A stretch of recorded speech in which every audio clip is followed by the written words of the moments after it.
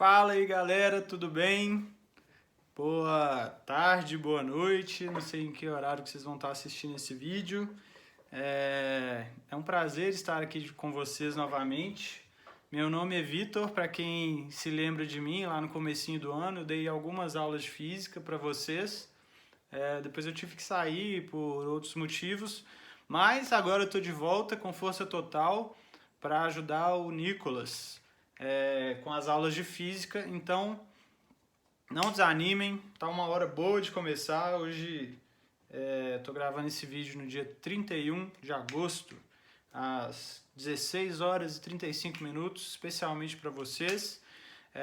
Vou fechar o módulo 4 de física, que é a parte termodinâmica, e eu específico a gente combinou que eu vou ficar com o módulo C, né, com a frente C, que é a parte de física elétrica, aqueles negócios de resistores e tudo. Então você vai aprender tudo de resistores.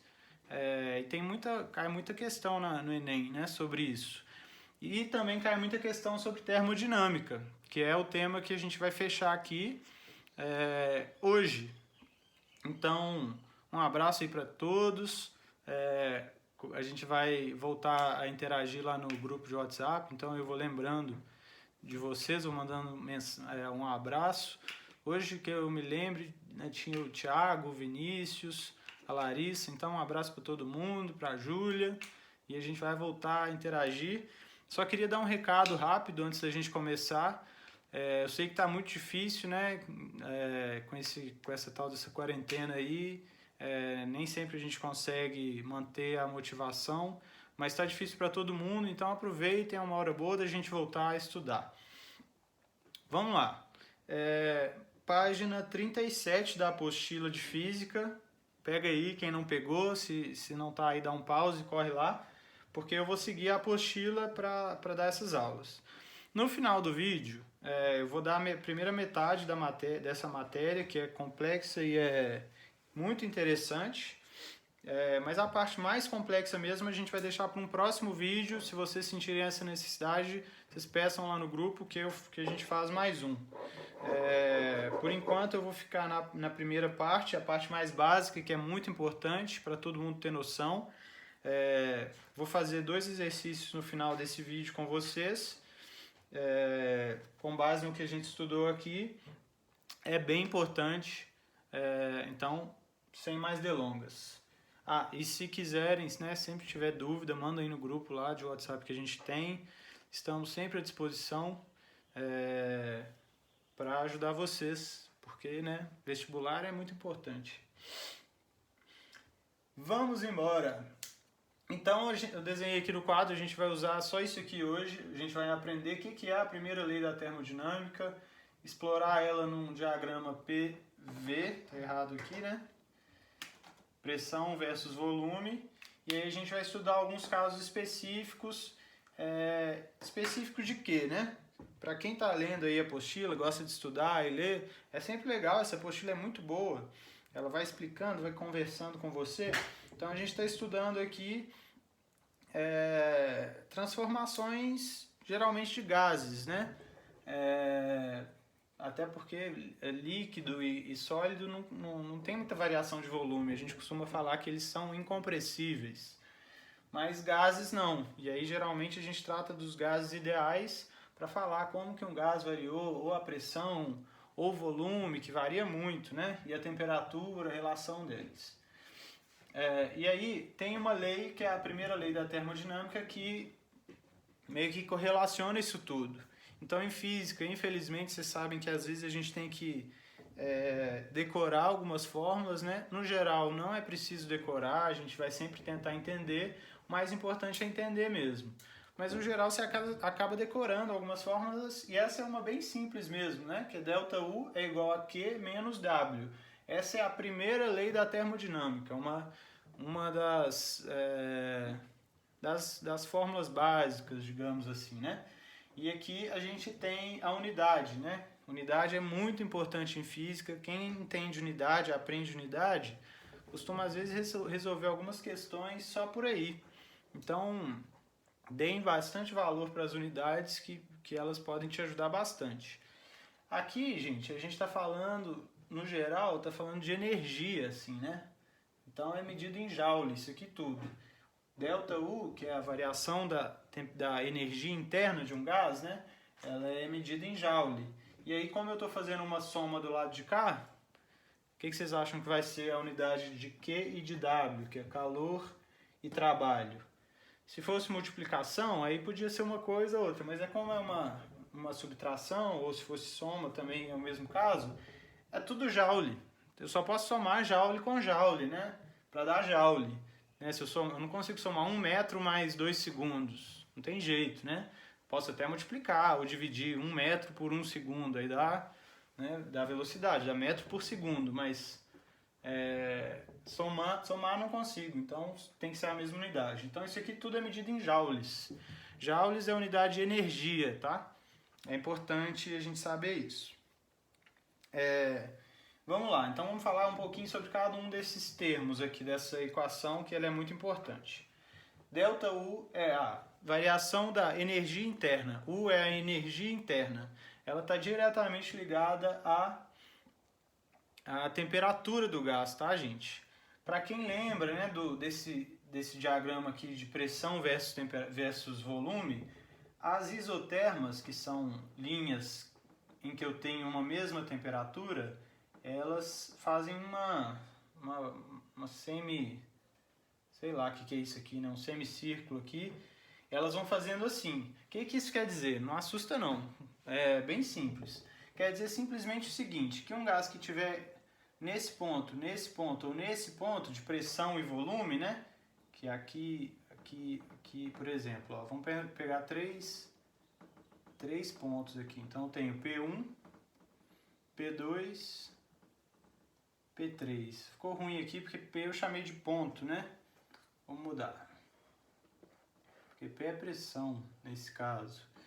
Vamos chamar aqui de... Vai ser temperatura, né? T1, T2 e T3. Aqui eu tenho um V3, V2, V1. Quer dizer que nesse ponto 1, né? Estou falando do mesmo gás que ele pode estar em estados diferentes, né? Ele está aqui, eu está ali. Se eu apertar ele ou se eu esquentar ele, vai ser sempre o mesmo gás. Mas ele pode estar com um volume diferente, pode estar com uma pressão diferente, enfim. Aqui eu sei que o V3 é maior que o V2, que é maior que o V1, né?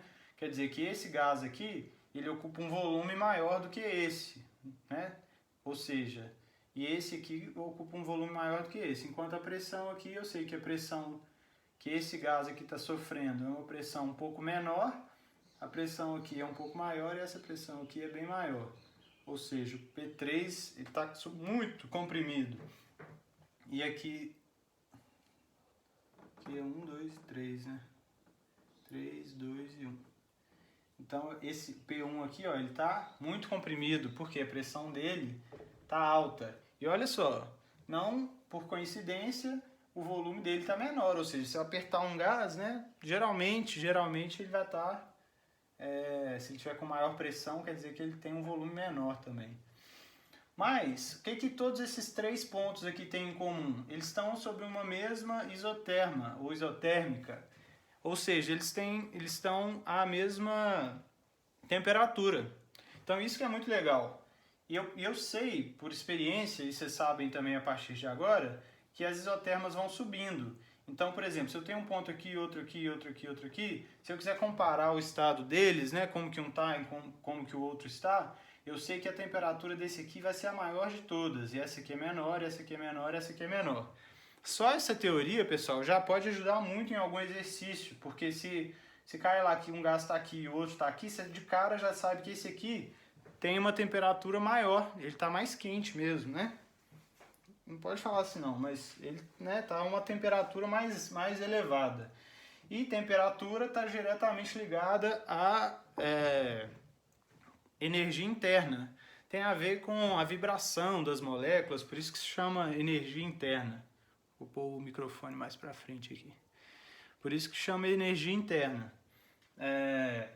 Então, eu posso falar aqui que se esse gás estava aqui e veio parar aqui de qualquer forma, assim, eu sei que o ΔU, que é a variação da energia interna dele, é maior que zero, ela é positiva, porque eu tive um aumento de temperatura, quer dizer que a minha variação do U, que é o U final menos o U inicial, tem que ser positivo, porque o final é maior, a temperatura é maior. Ficou claro?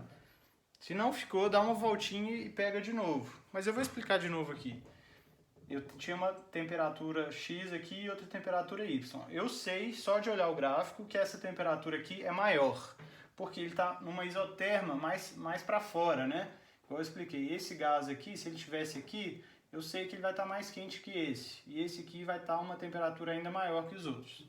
Então, essa temperatura, a temperatura aqui é maior. Quer dizer que se eu sei que o gás estava aqui e veio para cá, a variação da energia interna dele é maior que zero. Por quê? Porque ele veio para um ponto de temperatura maior e eu posso sempre pensar na energia interna como temperatura, tá?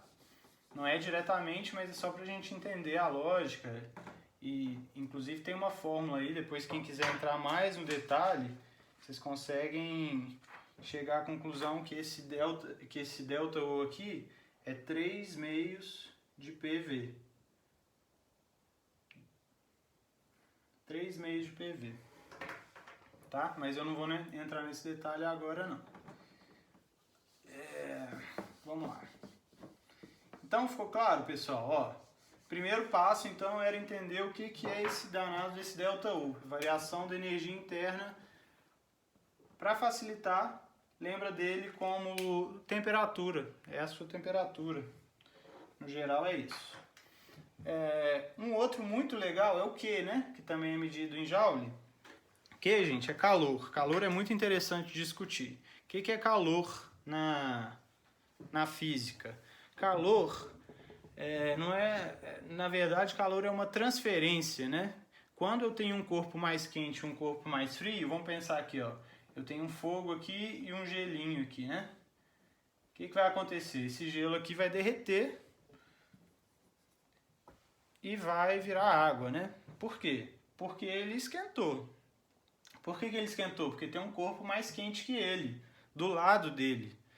E o que aconteceu fisicamente aqui na verdade? Houve uma transferência de calor do corpo mais quente sobre o corpo mais frio. Então, calor, esse Q aqui, que a gente chama só de calor, palavra calor, calor é quando há transferência de calor entre dois corpos que têm diferença de temperatura.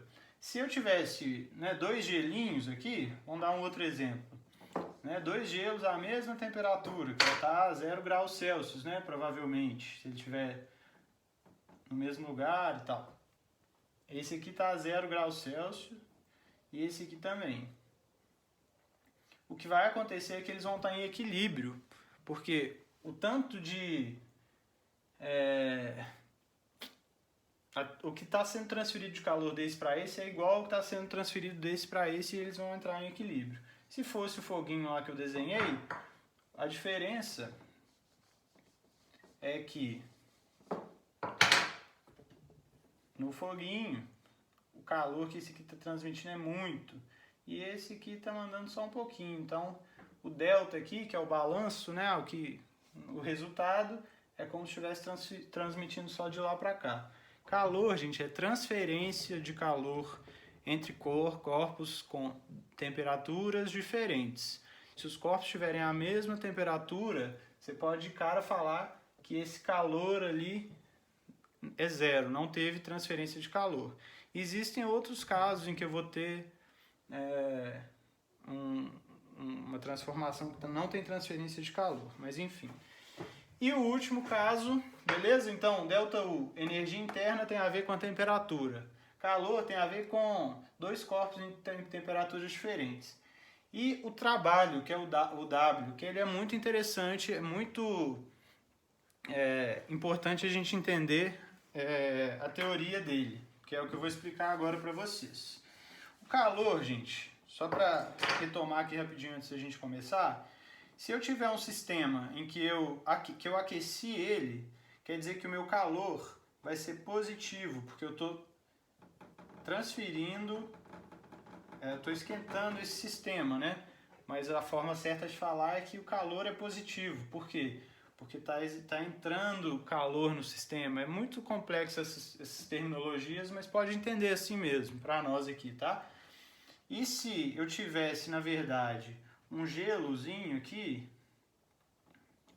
ou seja, alguma coisa que tivesse mais fria que esse líquido, que esse gás, desculpa, que ele está aqui a 10 graus Celsius, eu sei que o gelo vai estar a zero, então aqui, ó, nesse caso aqui, está tendo uma transferência de calor do fogo para o meu sistema fechado aqui. Nesse caso aqui, como o gelo está mais frio, está tendo uma transferência de cá para cá. Então o meu calor é negativo. Isso faz toda a diferença na hora de jogar na fórmula aqui. Porque se ele falar, o calor é 10 kJ, e eu sei que o sistema está mais frio, ou está mais quente. Se o sistema está mais quente do que essa outra fonte, não adianta eu saber que é 100 joules ou 100 quilojoules, porque eu vou ter que saber que é negativo também. Na hora de fazer a conta, isso faz diferença.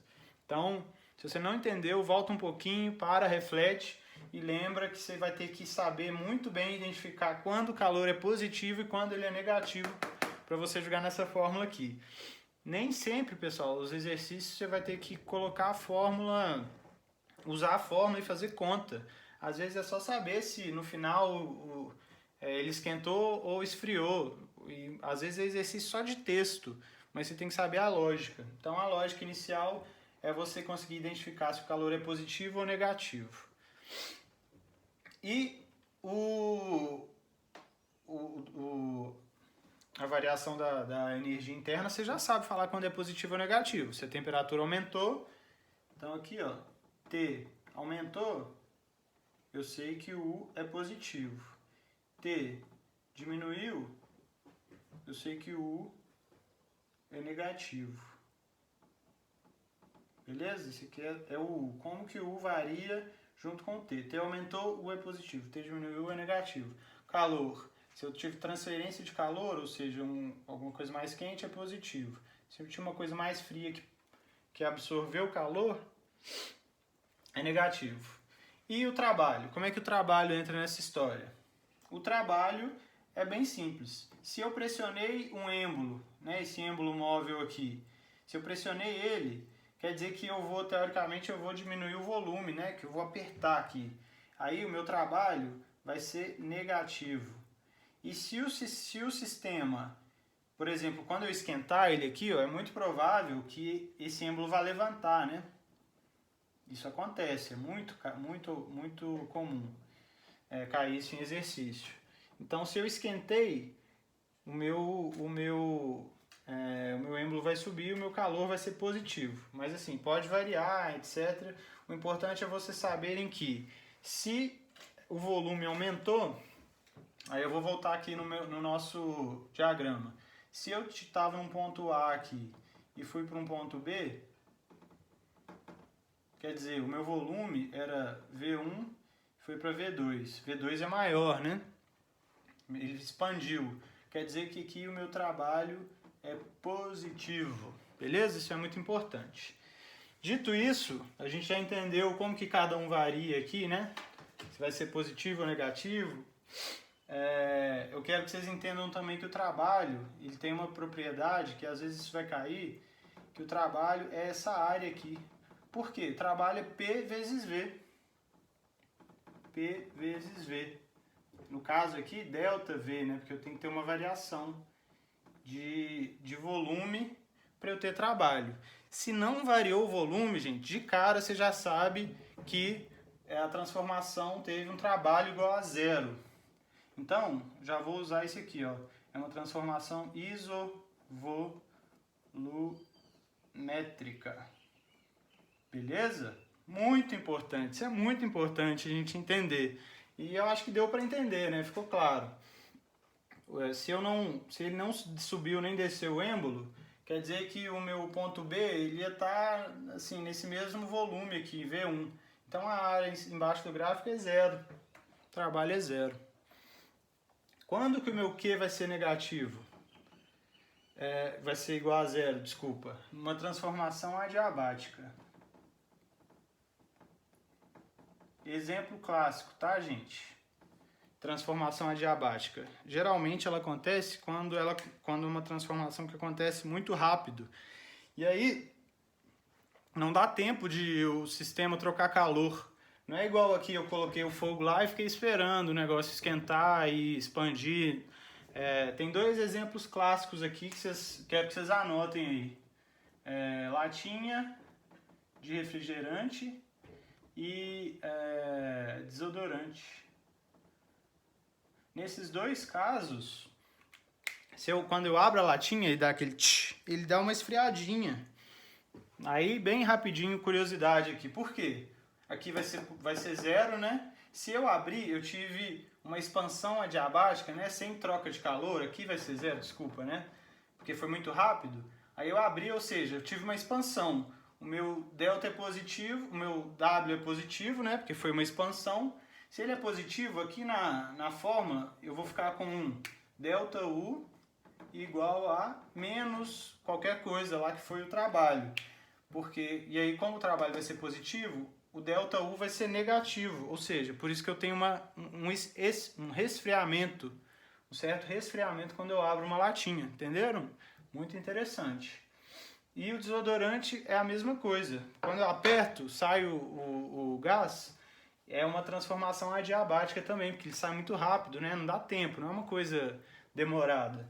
Então, a mesma coisa, o meu Q vai ser zero, o W, que é o trabalho, vai ser positivo, e na fórmula, como ele é positivo, e eu tenho um menos antes dele, quer dizer que o meu delta U vai ser negativo, e significa que eu vou ter um resfriamento. E é óbvio, quando você usa um desodorante, né, e coloca ele assim no sovaquinho, que vai ficar mais geladinho mesmo, o que é muito bom pra gente.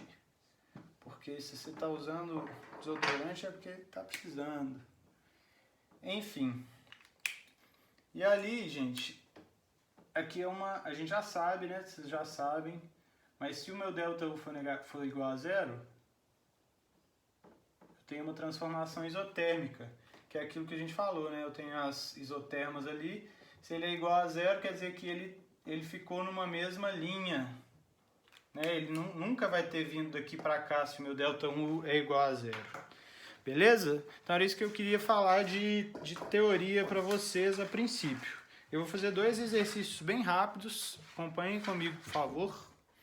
O primeiro vai ser o exercício de proposto número 1. Ele é bem legal de fazer, olha lá. Acompanhem comigo. Numa compressão isotérmica e compressão, né? Compressão quer dizer que eu estou comprimindo, estou diminuindo o volume. O trabalho realizado sobre o gás é 800 joules. O calor cedido pelo gás no processo e a variação da energia interna em joules são respectivamente. Então vamos aqui rapidinho, só para a gente usar sempre o nosso diagrama para nos auxiliar. Se é isotérmica, gente, eu já sei de cara que ela vai ficar sob uma mesma curva aqui, né? Não vai variar. E ele falou aqui que o trabalho é 800 joules e perguntou primeiro, a variação da energia interna. Se é isotérmica, você já sabe de cara que a variação da energia interna é zero. Muito fácil, né? E se a variação da energia interna é zero, a minha fórmula aqui vai ficar zero é igual a Q menos W. Então, W é igual a Q, né? Ou seja, tudo que eu usei, todo o trabalho veio do calor, o trabalho se transformou em calor. Então, o calor cedido pelo gás no processo e a variação de energia interna em joules é equivalente a... Só pode ser a letra D, né? Vou conferir aqui, porque está até muito fácil. A única que a variação de energia interna é zero. Mas como eu também sei que o trabalho foi 800,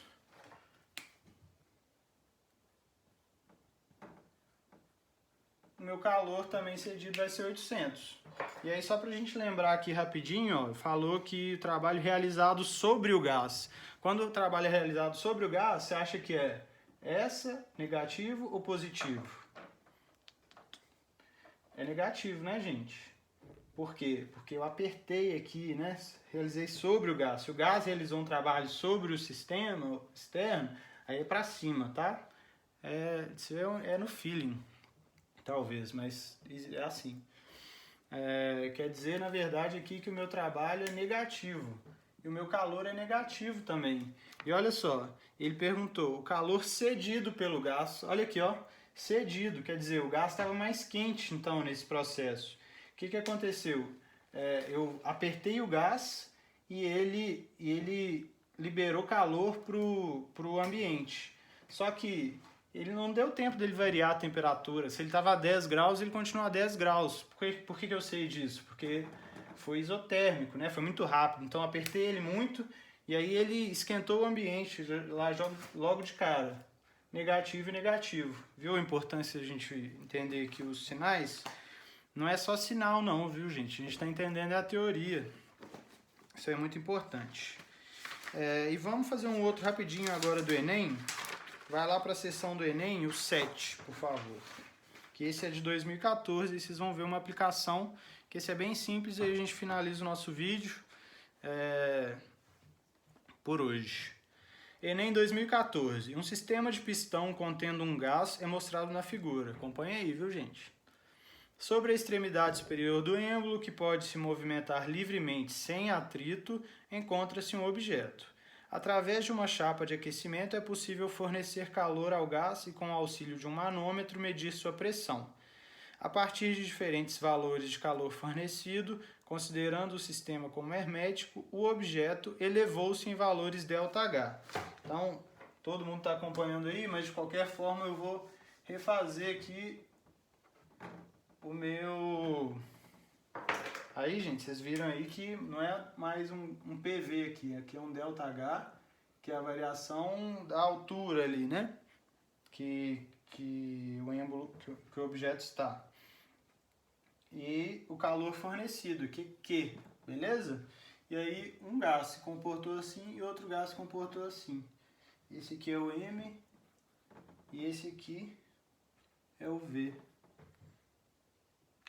Então eu aqueci e cada um se comportou de um jeito. Quer dizer, eu aqueci, eu forneci calor, né? O calor é positivo, realmente, aqui, ó, tá aumentando.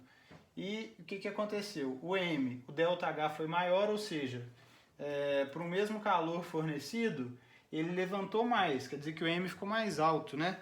Ou seja, se o H levantou mais, gente, vocês lembram que isso aqui tem um pouco a ver com o volume, né? Um pouco a ver com o volume, não é diretamente o volume, mas basicamente ele é proporcional ao volume, o tanto que o H levanta ou não. E aí ele pergunta, a diferença do comportamento dos gases no experimento decorre do fato de o gás M em relação ao V apresentar. Eu não vou falar questão por questão aqui, A, B, C, D, porque tem muita coisa aqui que vai confundir vocês. Mas se você entendeu que na aula anterior que o Nicolas explicou sobre capacidade calorífica, aqui está escrito, você vai lembrar que essa é a questão certa. Por quê? Por que o gás M aumentou mais? Porque a capacidade calorífica dele é menor. Ou seja, para o mesmo calor que eu forneço para ele, ele aguenta menos. Opa! Não sei se eu sumi aí, espero que não, porque meu celular está acabando a bateria. Mas ele aguenta menos, então ele expande mais. Isso quer dizer que ele tem uma capacidade calorífica menor. Quer dizer que para um mesmo delta, para o mesmo calor que ele recebe, ele não aguenta, ele expande mais.